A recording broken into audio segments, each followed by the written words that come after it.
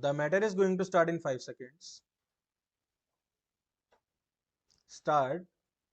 Sir, the modified National Agricultural Insurance Scheme was implemented on pilot basis in 50 districts in 2010-11. It should be implemented all over the country to avoid suicides by farmers. Fertilizer subsidy should be given to farmers based on the land holding and cropping by remitting to his account. Labor availability has become extremely critical and also highly expensive. Agricultural activity is seasonal and therefore 50% subsidies should be given on all machinery with no import duty. Floods and droughts have forced that farmers to commit suicides in Karnataka. There has been a tremendous delay in disbursing monetary assistance promised to drought affected farmers, but this has become an endless wait for the farmers.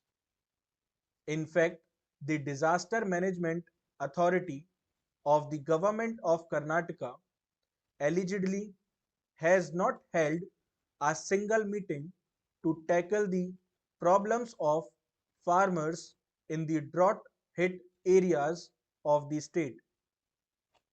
The farmers in North Karnataka have been the worst hit. More than 1 lakh farmers have migrated to Goa, Andhra Pradesh, and Maharashtra to find jobs. The migrant laborers from North Karnataka are becoming the main labor source to construction sector in this city. Failure of crops is due to the failure of rainfall and drought. The prices of input such as seeds, fertilizers, and pesticides have gone up, and prices of crops have been pushed down to below the cost of production. The farming community experiences financial stress due to price crash of agricultural products, and as a result there is increase in debt burden due to failure of rainfall and also failure of bore wells. There has been a sharp decrease in groundwater table. Improper supply of electricity in the state has resulted in the inability of the farmers to supply water to the field. As per the clarifications given by the Honorable Finance Minister, I understand that the farmers' suicide rates are going down in our country. According to the National Crime Records Bureau data, around 11,000 farmers committed suicide in 2013. It is a matter of relief that due to positive steps taken by the Modi ji's government, the number have come down now. Though the opposition party is struggling hard to prove that BJP led NDA government is against farmers, our government is quietly working to make farming a profitable venture for our farmers through numerous initiatives. One among them is the important decision of the criterion of 50% crop damage for providing compensation to affected farmers has been reduced to 33%, which will help more farmers to get compensation for the crop loss. They have also raised the parameters for helping farmers to help the industry clear its cane dues arrears. A proposal has been cleared to provide soft loans to the extent of rupees 6,000 crore to the sugar industry. The Cabinet Committee on Economic Affairs has provided 1 year halt on this loan and will bear the interest subvention cost to the extent of rupees 600 crore for the said period.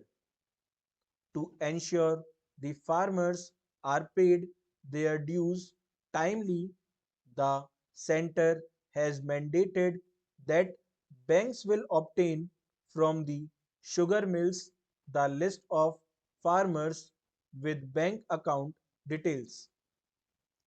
The new scheme, Pradhan Mantri Krishi Sinchai Yojana, shows the government's commitment to provide assured irrigation to much of our rain dependent farmland. The flagship Soil Health Card scheme has also been implemented. Our government is committed to spend up the setting up of agricultural corridor between Punjab and West Bengal. The aim of the corridor is to build the entire ecosystem centered on agriculture. This would be the biggest in the world, covering about 4 million hectares of the most fertile land in the globe. Rice mills, oil extraction units, vegetables and fruits processing industries, together with back-end cold storage facilities, would be set up in the proposed corridor.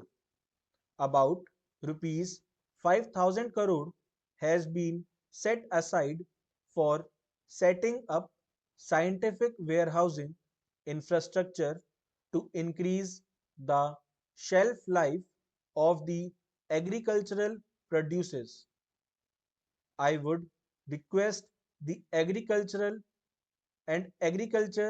Ministry to come to the rescue of the farmers of the country in this issue and give directions to all the nationalized banks to give loans at 3% for farmers on all types of loans and for agricultural machineries, because small, marginal and tenant farmers are dependent on private money lenders who charge more interest, because of which the farmers are suffering in the country. The farmers' families should be provided free treatment in the government and private hospitals. The state governments and the central government should bear these expenses. The state government, in its reply, has accepted that NBFCs have been charging highest rate of interest. I would like to know what action has been initiated by both the state government and the central government, and what is the awareness program that is being conducted by the state government to bring farmers within the banking networks. Full stop.